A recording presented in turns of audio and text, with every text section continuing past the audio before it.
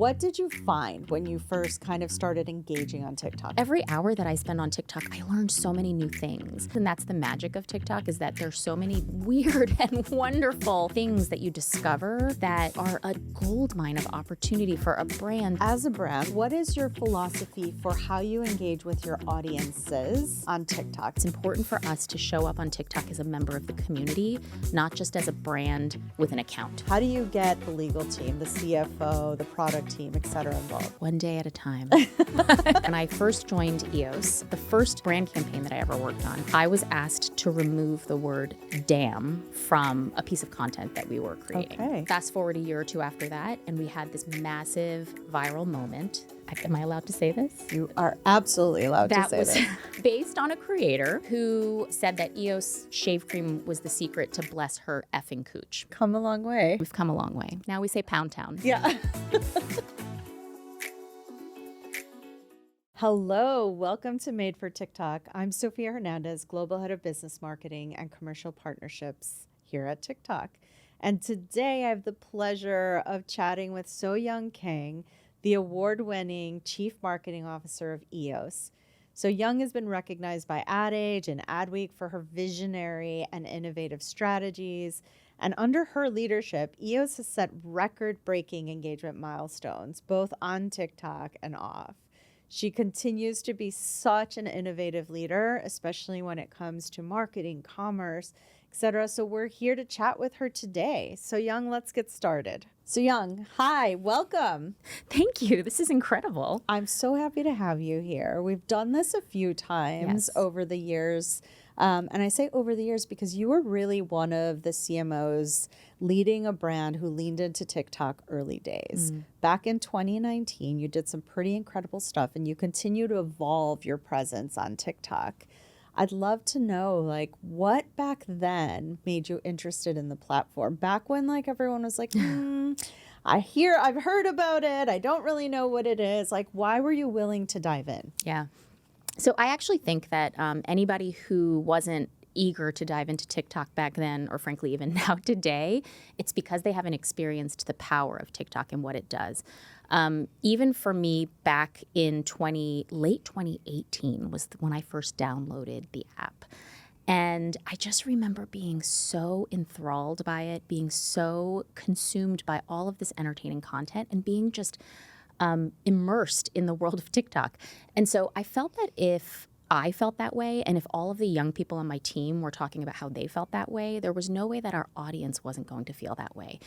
And so it was just an incredible opportunity for us as a brand to be a first mover. And you as a person, a brand leader, but also, someone who's really on the pulse of what's happening in culture, right? I know that that's who you are in general, but also key to being a marketing leader, someone who is a consumer expert. What did you find when you first kind of started engaging on TikTok back then? And how has that stayed the same today? I think that there's just something so special about discovery on TikTok and learning. I feel that every hour that I spend on TikTok, and believe me, I spend more than an hour on TikTok every day, but every hour that I spend on TikTok, I learned so many new things. And as somebody personally who just loves discovery and learning and just kind of broadening my perspective, whether it's something like, what are the new shoes that people are excited about this season, or how do I cook a better meal for my family, all of these, different worlds that I could discover on TikTok, that was true back then. It's even more true today. As a brand, let's shift to Soyoung, the brand leader. How do you engage? Like, what is your philosophy for how you engage with your audiences on TikTok? And is that different than maybe the way you engage outside of TikTok? So I do think that it is a little bit different in that we have a multi-pronged strategy on TikTok. I think that we have a very dedicated and robust owned and organic presence, because it's important for us to show up on TikTok as a member of the community, not just as a brand with an account. Yes. And being a member of the community means that you are actively engaging, that you're putting things of value out there, whether it's entertaining content or educational information. So we're always thinking about what our content strategy is on TikTok and how we storytell in an organic way. how we go back and forth and have dialogue with our community, whether it's on our content or on their content or on third-party content, to be an active member in the comments and part of the conversation. And then, of course, we also have a really robust strategy around paid strategies and campaigns on TikTok as well. Because for us, no campaign is complete unless there is a TikTok component to it that enables us to have a more authentic, real, part EOS, part creator community, part just community in general voice in speaking about our brand, our product, and just our strategies of the stories that we want to tell. Let's dive into that, because the way you describe that, it makes me think that you're taking an experimental approach. Very much. How much is experimenting with content versus very planned, dedicated content? Well, you always have to have a plan. I mean, I think that anyone who's running an organization and a brand, you always have to have very specific we have a really robust calendar. We have a very, dedicated work stream around production and all of the things that we need to do to keep the engine kind of going. But at the same time, you always have to leave room on the edges for experimentation and the what if. And that happens all the time. I mean, we will discover things. The other day I discovered on TikTok that somebody had written a track dedicated towards one of our most beloved products, our vanilla cashmere body lotion, and was creating all of these videos like with the track in the background about how much he loves vanilla cashmere body lotion. So you just find these things, and that's the magic of TikTok, is that there's so many weird and wonderful and just incredibly creative things that you discover that are a gold mine of opportunity for a brand to be able to pull a thread and discover something new and exciting that was not part of your very regimented and rigorous production plan. Yes. I love that you keep using the word discovery, because that's very much how we think about the experience on TikTok, both for, by the way, brands and users. And so tell me, from a discovery standpoint, how much of your efforts are leaning into what you find versus what you're planning? If you had to roughly say percentages. Yeah, so we dedicate ourselves to looking. You don't always find, but if you don't look, you definitely don't find. Correct. Right. So we probably dedicate anywhere from 15 to 20% of our time, mind share, resource allocation, thinking around discovery. Love that. And the rest of the time, we're really obviously we need to have a go-to-market plan that is prepared and ready to go. But in that 15 to 20%, what's really interesting is that investment that you put in the 15 to 20% can turn into a massive return when you discover something that can actually drive your brand storytelling forward. I mean, I'll give you an example. So I just mentioned this guy who has this ode to vanilla cashmere body lotion. Well, what actually happened, I'll tell you a funny story. A little over a year ago was the first time that that we discovered through listening another guy who happened to be talking about how much he loved vanilla cashmere body lotion. And he was talking about, he basically said, I don't know if this product is just for women, but I put it on, and then I went to the bar, and everybody just kept, I had strangers coming up to me telling me that I smelled so good. And he's like, so I just have to tell you that this isn't just for the ladies. And then in response, all of the ladies who love our product and are already dedicated fans started to get mad. And so they would stitch his video and say, keep your hands off my lotion, okay? Another one was like, when Pookie starts smelling like vanilla cashmere, I don't know what to do. So anyway, so this whole thing turned into this hilarious back and forth, playful kind of banter. And we discovered this, and then we turned it into an entire campaign. We also happened to see a massive spike in our business because as the discovery went viral and just went more broadly, both men and women were rushing into stores, online, wherever they could to get their hands on the product. So this thing that we found that was found on the edges of our day-to-day ended up becoming our entire day-to-day and a big campaign for us for about a month and a half.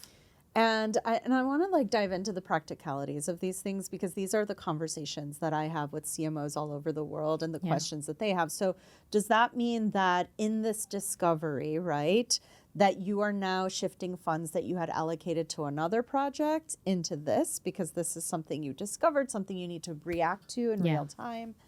Well, I mean, I think that from a pragmatic standpoint, you either are going to overinvest in your marketing or you're going to have to, reshuffle allocation, and that's okay. I mean, I think that any of us as business leaders, if you're not going to, follow the winning horse, or I don't know what the right terminology is, but if you're not going to follow the thing that's actually working, then we're not being very good business leaders. Every day we make decisions about how we invest our time and our money and our people's time and money. And if you find something that's working, what you really need to do is to start to shift things out of other things that maybe aren't working as hard for you. In this case, it meant, yes, we had to find some money to create a dedicated campaign, because what we ended up doing was creating a funny product that was meant for women to lock up their lotions and basically keep it away from the men. How fun. And then that in turn created more kind of viral conversation so that we could be part of that moment that was already happening outside of the, what we had planned. And so, and then we ran, we ran a creator campaign around it. We ran a paid campaign around it. And yes, that was a reallocation, but it more than paid for itself. Yeah. And then as our business continues to see these successes, it unlocks more resources for our team to be able to go out and do these exciting things. Yes. Let's talk about the flexibility and all of that. Because another barrier, I think, internally in organizations is the ability to act that quickly, right? And I always say, we as marketers need to be more practitioners of culture, not just students of culture, which means you're in there, you're listening, you're having conversations, and you're ready to react to what's happening in real time, because that's how fast culture moves. How did you navigate that internally? Help all the other marketers understand, how do you get the legal team, the CFO, the product team, et cetera, involved? One day at a time. I know that sounds like it's a trite answer, but it's absolutely the truth. So I often tell this story, and I have permission to tell this story, which is that before when I first joined EOS, 6.5 years ago, the first campaign in general, brand campaign that I ever worked on, I was asked to remove the word damn from a piece of content that we were creating because that was too edgy. Now, wow. Fast forward a couple of years, and the year after that was our first time on TikTok creating a really great creator-centered campaign called Make It Awesome. And, it still had very feel-good vibes, very much in the world of, our original brand content. Fast forward a year or two after that, and we had this massive viral moment. Am I allowed to say this? You are absolutely allowed to say that. That was based on a creator who said that EOS shave cream was the secret to bless her effing cooch. I remember this. So in the span of just a couple of years, we've gone from you are not allowed to say the word damn to how do we capitalize on bless your effing cooch? And these things don't happen overnight. I think that as leaders, a huge part of the job that we have is to lead and to influence. We lead our teams and we help give them vision for where we're headed that is not always going to be where we've been. And we influence similarly the rest of our executive colleagues, our C-suite colleagues, our bosses, our CEOs, our boards. And that's a journey. And every day that we can show success in things like bless your effing cooch or how to have fun in a space like TikTok where it is fun and it's dynamic. It is so much fun. And you're meant to showcase your creativity and you're meant to not take yourself too seriously, whether you're a user or whether you're a brand. The ability to be able to show up in this space as authentic and real. We use these words all the time. We say we want to be authentic, we want to be authentic. Well, what's more authentic than showing your people? What's more authentic than using the words that real people use every day about how they feel about your product or about your brand? What's more authentic than showing you have a sense of humor? And all of those things, they took time to get there, but as we've shown through case study after case study internally that it helps to grow our business, we've had more and more permission and more trust from the rest of the organization and from our leadership to be able to do more of these things and to experiment more. That's incredible. So building the trust with folks internally is key. And obviously, in order to build that trust, you have to prove that these pivots, these, real-time reactions to things are working. Talk to me about some of the ROI stories that you're telling, and who your key stakeholders are. So our key stakeholders are probably pretty similar to a lot of brands. I report into the CEO, who is also the owner of the company, and so this is his Yeah. baby, right? And then of course I collaborate quite a lot with my my colleagues who are head of commercial, CFO. And they all want to know that the work that we are doing, and aside from people, the single biggest investment that we make is in our marketing. And so they want to know that we are getting a return on the investment that we make in our marketing every single day. And I would say that if I go back a little bit, we've been on this incredible growth journey as a brand. We've had at this point now over 4 consecutive years of really strong growth. And growth across all of our areas of business, every single category that we operate in. And so we have been demonstrating pretty unequivocally that we are driving the success and the growth in the brand and in a direct revenue impact through the work that we do as marketing. But how do we prove that the work we do is what's actually doing that and resulting in that? And I think that that's where you do have to get a little bit creative as a marketer, because no matter what, even with the best analytics and the best models, oftentimes people can poke holes in anything. Right. But when you show over time, repeat after repeat after repeat of this thing happened on TikTok, this is the conversation, this is the social sentiment, this is the, search trend that's happening just broadly on the internet, this is the direct impact to sales and to consumption. You really do start to build up quite a strong case for the fact that the work that you're doing is directly impacting our top line and our bottom line. More recently, we actually have started to bring in more sophisticated tools that are much more predictive. And one of the really fascinating things is that the investments that we make in TikTok actually have one of the slowest decay rates that of any tool in our toolkit. And what that means is that it lasts. And I find that really fascinating because I will say, like, if I were being a skeptic, I would say, oh, social content, TikTok content, that's like here today, gone tomorrow. You forget it in an instant because people have short attention spans, especially young people. But that's actually not what the data shows. The data shows that the investments that we make every day in TikTok last for a very, very long time and are contributing to building our long-term equity with our consumers.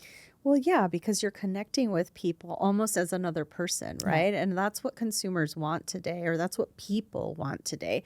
They want to engage with brands on an even plane. And I think EOS has done such a great job at that.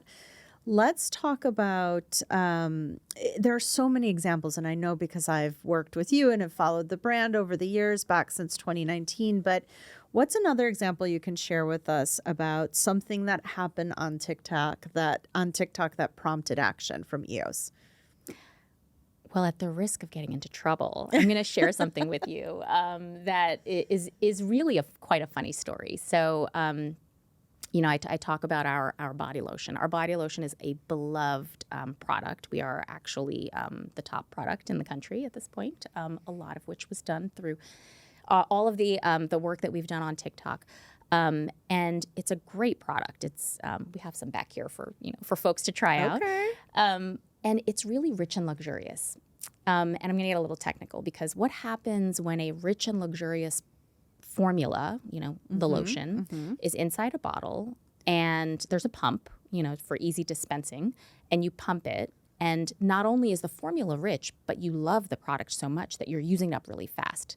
What happens is the pump stops working, right? Especially when you get down to that last little bit. Have you ever experienced that where you get to the bottom and there's product in there, but you can't get it out? And what we noticed on TikTok through our listening was that there were a handful of people who were taking an X-Acto knife and at total risk to their fingers and limbs, They were hacking open the bottle with the X-Acto knife and cutting it around the middle so that they could then access that little bit that was left at the bottom, kind of scoop it out. That's how good the product is, and that's how much they love the product. And we saw this and we're like, oh, geez, like, what are we going to do about this? Like, do we need to respond? And, I think different team members are coming at it in different ways. Like, what do we need to do? At this point, do you already know internally that that's an issue? We did not know that it was an issue internally. What we knew was that any product, it's basically, you're always going to leave a tiny bit at the bottom because that's just the way that pumps work.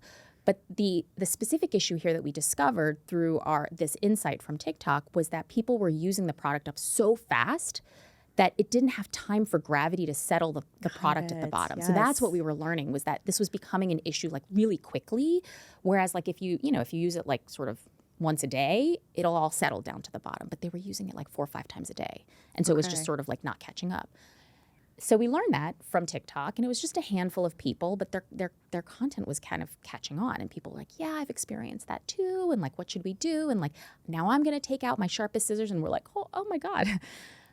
And at the same time, we had in the office, completely separately, not related to our body lotion, been working on a flip cap for a different product, but it actually happened to fit on the bottle. Okay. Right? But so we were working on a prototype.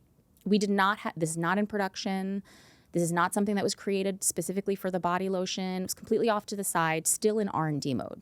Okay, so you have a few laying around. Yeah, so we had this prototype, and we had, I think, about like 20 of them like laying around. We were trying to like test them, figure out if it would work for a different product line.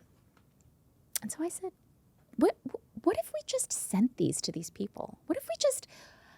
Why should we wait and do a year or 2 years of research validation and R&D work? We have people who are in our community, and this is how we make ourselves more real and authentic and like real people with real personalities to people. We just we see somebody who needs help, and we just try something. Yeah.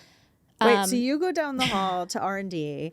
You say, here's what we're hearing on TikTok. People are struggling. They're cutting open the bottles, risking the lives of their poor little fingers. And, do you have a relationship with the R&D team where you can just... I work really closely with them because I also oversee product marketing. And so, if I oversee the product side of things, I'm constantly in communication with package engineers, with R&D, with the supply chain side. And normally for something like this, you do a ton of research validation. And frankly, you vet it through the supply chain before it would see the light of day. Right. But we thought, you know what? We have people who are real fans and part of our community who are speaking to us through TikTok and saying, hey, like, can you help us figure this out? And we thought, you know what? We have prototypes. Like, let's just throw them in a box. We'll throw them in a box. We'll add a pack of Band-Aids and a fresh bottle of lotion because, why not? It's our opportunity to kind of like add a little humor into the interaction. Yes. We're not going to ask them to post about it or anything like that. We're just going to send it to them and just get some feedback. We'll just ask them what they think. And of course, without fail, every single one of these people, and they're just regular people, they're not like big influencers, creators. This was not like a big campaign. This was just a what if. Every single one of them posted about it. And they posted, do you know what they posted? They did not. Wait, did you ask them to post? No, we did not. Okay. We just said, you sent the package. We want to know what you think. We heard you. We want to send you a bottle of lotion since you just finished your last one.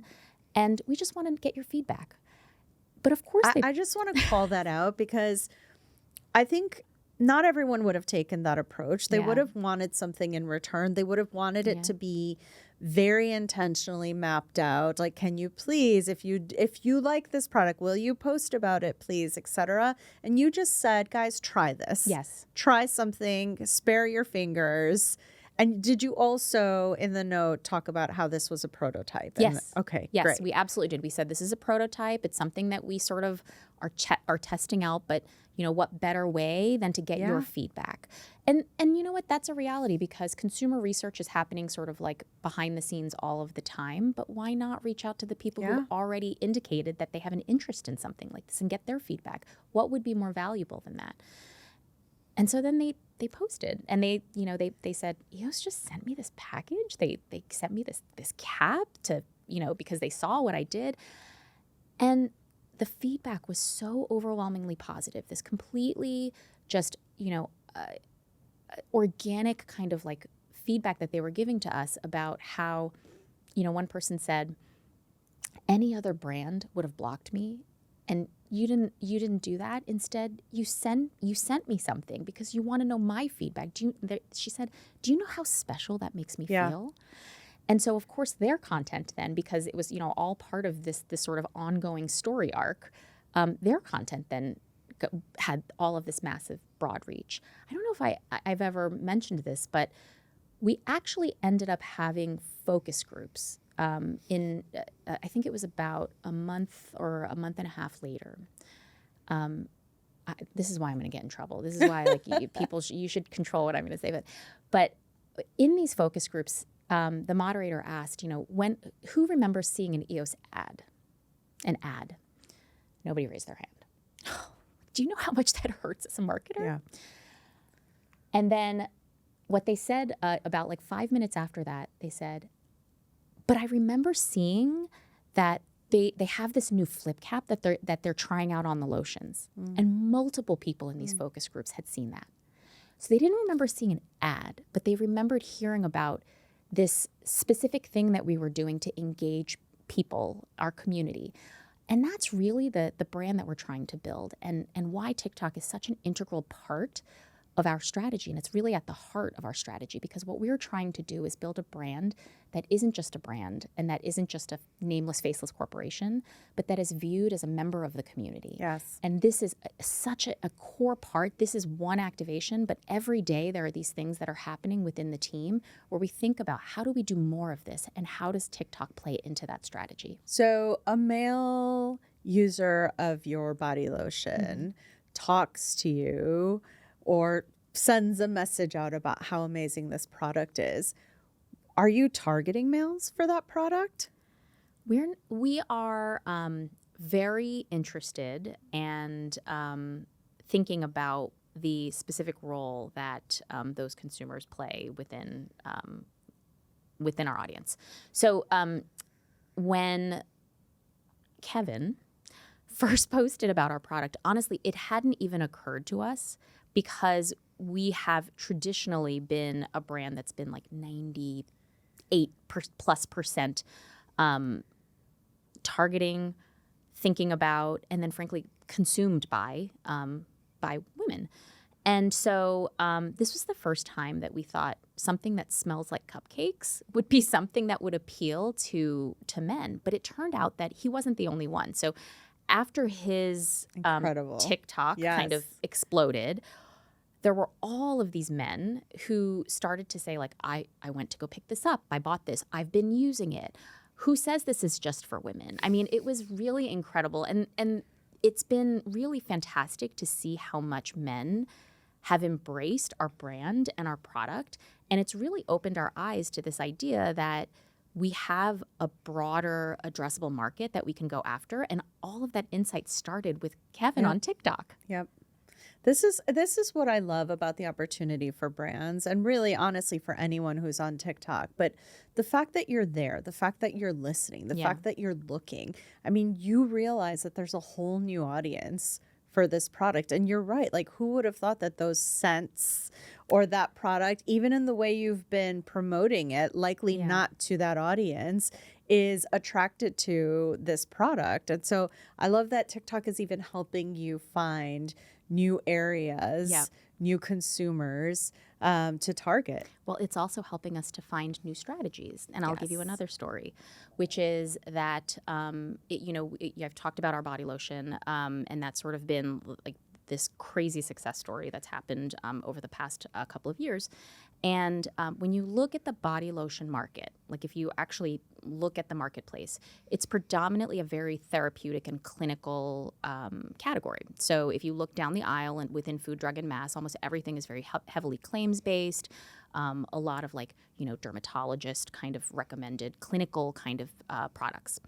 We launched onto the scene a few years ago with a product that is meant to be, still delivers all of the performance claims and all of that, but honestly, more of our brand. Our brand is fun. It's experiential. We launched products with fragrances because that's a big part of our brand equity as well. Sensorial benefits are a big part of who we are as a brand. And so we started to think, oh, well, we need to compete against these other brands that speak to heavy claims and clinical. So we need to speak about benefits and claims and clinical. Yeah.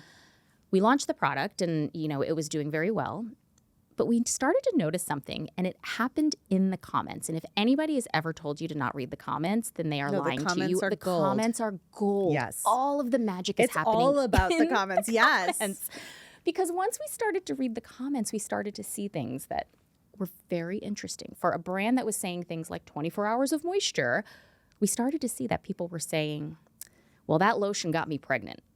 Or if you want your man to act up, you better wear that lotion. Or if you want to get bent like a lawn chair, use that EOS lotion. And it was the EOS folks. I love it. I love the EOS folks. I love the TikTok folks. It's really great. But like what we discovered was that the message that was resonating, the core equity, the key differentiating and positioning opportunity that we had was to speak to something differently than everybody else in the category was doing. Yes. And so what we did was, I think I had my team spend 3 weeks finding all of the comment gold. Then they spent another maybe a couple weeks basically securing the rights, reaching out to all of those people and getting the rights to their words. And then we created a video asset out of it that we have now at this point run everywhere, on TikTok, off TikTok. But we created this video asset where a little old lady just basically sits in front of a fireplace and reads out these comments. Things like, don't wear this unless you want to take a trip to Pound Town. And it's been one of our best performing campaigns. I have to see this. That's incredible. It's great. But the idea that wait, and how long ago was it that you couldn't say damn? That was when I first started. So that was 6 years ago. Okay. A little over 6 years ago. Come a long way. We've come a long way. That's now we incredible. say Pound Town. Yeah. You've been doing this since 2019. Yeah. It didn't happen overnight. It's been a journey for you. What advice do you have for brands for baby steps? Yeah. So, I have to fully acknowledge, because I oftentimes get asked, like, how did you do this? Right. How did you get past legal? How did you get... And the reality is that being part of a, the type of company that we are, which is a private company, and having the very high appetite for risk that we have cultivated and built over time allows us to do a lot of things that may not be in the realm of possibility for other brands. But what I will say is that we all, no matter sort of what size your brand is, what your ownership structure is, and where you sit within the brand as a marketer, because some people may have different kind of reporting structures. But no matter what, you do have to define what your tolerance for risk is, so that you understand the sort of like the rules of engagement that you can operate within. But then I believe that every leader has a duty to sort of poke at the edges of that and kind of test. 100% agree. Because the line moves all the time. Yes. The things Yes. that were deemed, risky like 5 years ago are not, it's not the same world. The world has changed. The it's world evolved. changes within 5 days. That's right. Today. That's right. I And love in a that. lot of cases, what I've experienced and what I've seen is that sometimes brands that think that they're doing the safe thing by not addressing something, by not engaging, not responding, not taking responsibility, not being transparent, oftentimes the blowback is actually much worse than if there had been some sort of acknowledgement or engagement, or, if you can make a joke out of it, if you can make light and turn it into a positive versus a negative, that's the best of all worlds. But at the very least, having that sort of transparency as a brand is so important in today's modern marketing world. Yeah. And I think we've definitely moved from like brands in charge to people are in charge, and it requires a level of vulnerability on the brand side that not everyone's willing to take or ready for yet. And I do think this is something that us as marketing leaders need to start chipping away at or making progress in at our companies. So I'm glad you've shared that with us today. so much is happening in the industry. So much is happening in communities. So much is happening, in digital, in entertainment, in commerce. You lead the commerce arm as well at EOS. Share some of like your visions, your projections, Yeah. your predictions. Well, I mean, I think that what we see, if I take the lens of from a consumer, a user, a buyer, whatever it is, from their perspective, all of these silos that we artificially manufacture in the business world between like, oh, this is what happens in store and this is what happens like Right. in digital and this is what Yes. happens when I'm specifically shopping in e-commerce and this is what happens in social media. All of those silos don't exist. From a consumer perspective, I just want what I want and I want it when I want it. And Yes. that entire shopper journey is completely compressed into nothingness from their perspective in an ideal world. Yes. And then we as organizations and brands with all of our silos, we create walls, we create friction. We make it harder for them to be able to discover, consider, research and purchase, like all at the click of a button.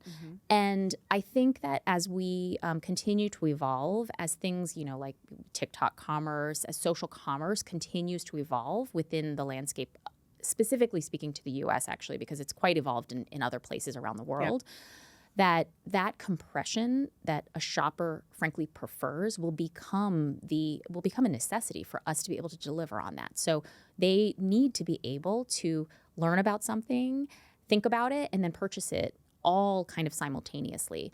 And so that's increasingly becoming where we're thinking about like, how do we take friction out of that shopper journey, out of like that shopper e-commerce journey? We think about that all the time. How do we collapse that so much so that it becomes a service to the consumer? Yeah. We've seen such a rise in search on the platform. So we're now seeing a lot of people come to TikTok to search for travel, for products, for within the first 3 seconds. In fact, we're seeing a lot of search activity. And what we've also acknowledged is that, to your point, like the funnel has essentially collapsed. Yeah. And at the point of discovery, there's also immediate consideration, right? There's Yes. not this longer kind of experience. Things are happening in real time. And so brands really need to be ready for that moment and really fundamentally think about what message they want to put out, how they're always behaving as a Yes. brand, right? And how they're constantly thinking about pulling someone in with that content. So if you are just talking about your formula, and a before and after, that might be engaging for a few, but that's competing with something much more entertaining, like, hey, EOS just sent me Band-Aids because I was cutting my bottle open. That's got my attention right away. Right. I think that there is there's a reality to we are seeing how much the voice of everyday regular people can be incredibly influential in a place like TikTok, which is actually frankly, the most democratic platform there is out there because anyone's voice has a chance to cut through. You don't have to have 1 million followers to be able to cut through and to kind of like command an audience. You can be somebody who has no followers, but you have something really interesting to say. Yes, it's about the content. We exist on a content graph. So as a brand, if your content is great, then a lot of people will see it. Yeah. But also I think that as a brand, we always strive to make great content, but sometimes we don't frankly make as great content as like people out there who are already doing it and speaking about your brand. And so for us to be able to leverage, people out there who are already telling our story or advocating for our product or sharing, kind of what they love about EOS, and figure out then how do you take advantage of the fact that this funnel has collapsed now. And make it really easy for an end user, somebody who's watching this amazing piece of content, to be able to transact really immediately because they're seeing it and they want it right then and there.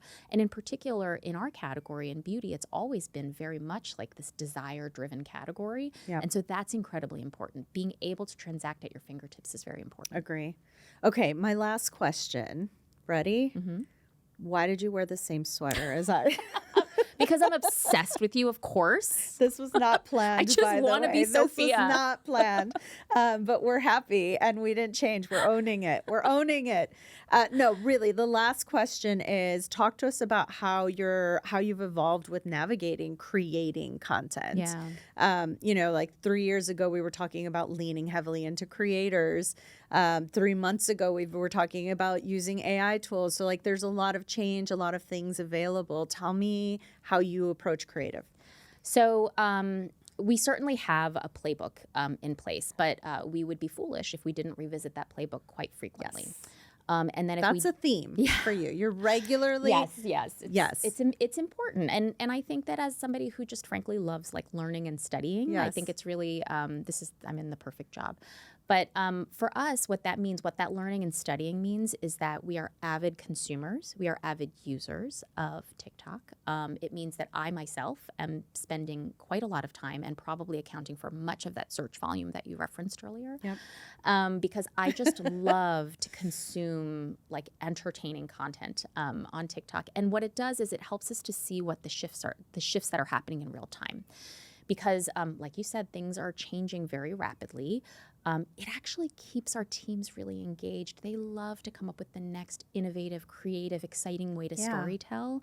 It's a lot more exciting to be operating in that world than it is to be operating in these are the rules of our brand. Correct. And they never change, and it's hasn't changed in decades kind of thing.